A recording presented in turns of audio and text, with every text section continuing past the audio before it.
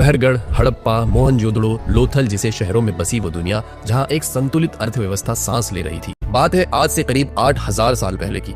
वक्त ऐसा था जब दुनिया अपने पैरों पर चलना भी नहीं सीख पाई थी और उस वक्त भारत की धरती पर एक सभ्यता समृद्धशाली व्यवस्था में जी रही थी।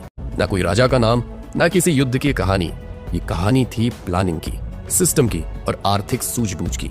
उस दौर में लोग अपने घरों में रहते थे, मगर ऐसे कि हर गली सीधी थी, हर ईंट नाप तोल कर रखी थी, हर कुआं किसी न किसी के काम आता था और हर गोदाम में वो सब कुछ भरकर रखा था जो भविष्य में चाहिए था।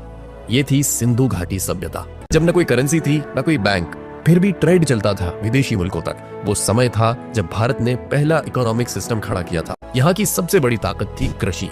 लेकिन ये सिर्फ खेती नहीं थी, ये इकोनॉमिक एक्टिविटी थी। लोग सिर्फ गेहूं और जौ नहीं बोते थे, वो समझते थे कि क्या बोना है, कितना बोना है और किसका क्या उपयोग होगा। एक किसान जब कपास बोता था तो उसकी नजर खेत से ज्यादा व्यापार पर होती थी, क्योंकि उसे पता था यही कपास बाद में धागा बनेगा, फिर कपड़ा बनेगा, फिर व्यापार होगा। यानी पहली बार वैल्यू एडिशन की सोच यही दिखती है। इन्हें पता था कि फसलें सिर्फ पेट नहीं भरती, ये व्यवस्था का आधार बन सकती है, और यही हुआ। उन्होंने फसल उगाई, भंडारण किया और इन्हीं अनाजों की मदद से लोगों के पास बचत का पहला विचार आया कि जब आपके पास एक ही चीज जरूरत से ज्यादा हो तो आप उसका आदान प्रदान कर सकते हैं। यही व्यापार कहलाता है, जो संसार में सबसे पहले यहीं से शुरू हुआ था। लेकिन ये व्यापार सिर्फ पड़ोसी गाँव तक नहीं था, ये तो पहुंच गया था मेसोपोटामिया तक, यानी आज के इराक और मिस्र तक। वहाँ के लोग सिंधु क्षेत्र को एक खास नाम से बुलाते थे, मेलुहा।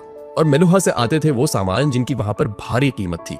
कपास, मनके, चूड़ियां, तांबे और औजार और तमाम कारीगरी। कोई कंटेनर नहीं, कोई शिपिंग एजेंसी नहीं, फिर भी यह व्यापार हजारों किलोमीटर दूर तक पहुंचता था। क्यों? क्योंकि उनके पास था भरोसे का सिस्टम, और इस भरोसे की नींव रखी गई थी स्टैंडर्ड बाट और माप से। हर व्यापारी को पता था कि जो वो दे रहा है उसका तोल सही है। हर ग्राहक को यकीन था कि जो मिल रहा है वो बराबरी में है, ना कोई गोलमाल, ना कोई धांधली। इसीलिए कोई मुद्रा ना होने पर भी उनका विनिमय सिस्टम काम करता था, क्योंकि उनमें ट्रांसपेरेंसी थी। आज की डिजिटल इकोनॉमी में भी यही दो चीजें जरूरी है, भरोसा और पारदर्शिता। अब जरा सोचिए, जब बाकी दुनिया अस्त व्यस्त थी, तब सिंधु घाटी में पब्लिक इंफ्रास्ट्रक्चर पूरी तरह विकसित था। यहाँ के हर शहर में अनाज को बड़े पैमाने पर संग्रहित और संरक्षित किया जाता था। हर गली की ड्रेनेज सिस्टम थी, यानी हाइजीन और हेल्थ का प्लान। हर घर में प्राइवेट बाथरूम और कुआं था, यानी लोकल वाटर मैनेजमेंट सिस्टम। ये सिर्फ रहन सहन नहीं था, ये था एक सोच समझ कर रचा गया इकोनॉमिक स्ट्रक्चर, जो हर नागरिक को सुविधा, स्थिरता और सम्मान देता था। और बात यहीं खत्म नहीं होती। यहाँ के लोग सिर्फ प्रोड्यूसर नहीं थे, वो इनोवेटर भी थे। उन्हें पता था कि मिट्टी से बर्तन कैसे बनाए जाएं, पत्थरों से गहने कैसे बनाए जाएं, धातुओं को कैसे पिघलाकर औजार और मूर्तियां बनाई जाए। इसका मतलब उन्होंने एक मजबूत मैन्युफैक्चरिंग सेक्टर खड़ा किया था। और सबसे खास बात, उन्होंने हर चीज का स्केल और डिवीजन ऑफ लेबर समझा। कोई सिर्फ मनके बनाता था, कोई उसे गिन कर रखता था, कोई उसे बेचने शहर के बंदरगाह ले जाता था, यानी माइक्रो लेवल स्पेशलाइजेशन। आज की इकोनॉमी जिसे स्पेशलाइज्ड लेबर सिस्टम कहती है, वो वहां पहले से मौजूद था। उनके पास कोई मुद्रा नहीं थी, लेकिन उन्होंने जो सिस्टम बनाए वो किसी भी आधुनिक वित्तीय ढांचे को शर्मिंदा कर दे। उन्होंने अनाज को स्टोर करके भविष्य की सुरक्षा सीखी। उन्होंने जमीनी उत्पादन को इंटरनेशनल एक्सचेंज में बदला। उन्होंने स्थानीय संसाधनों से ग्लोबल डिमांड पैदा की, यानी एक ऐसी अर्थव्यवस्था बनाई जो सिर्फ अपने देश के लिए नहीं, दुनिया के लिए प्रासंगिक थी।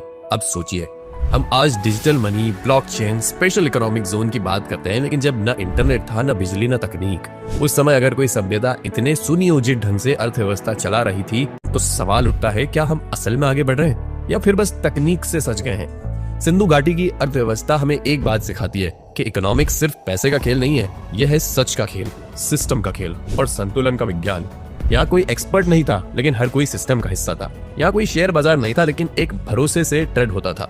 यहाँ कोई बैंक नहीं था, लेकिन अनाज और उत्पादन में बचत व निवेश था। और शायद इसीलिए ये सभ्यता आज भी सवाल करती है, क्या हम अपने सिस्टम में उतने ईमानदार हैं जितना वो थे? क्या हमारे पास वो सोच है जो बिना तकनीक के भी दुनिया से व्यापार कर ले? अगर आपको भी लगता है कि फाइनेंशियल इंटेलिजेंस की जड़ें भारत की मिट्टी में थी, तो इस वीडियो को सिर्फ देखकर मत छोड़िए, शेयर कीजिए। क्या आज का भारत अपने अतीत की इस आर्थिक समझ से कुछ सीख सकता है? कमेंट करें आपके क्या विचार हैं।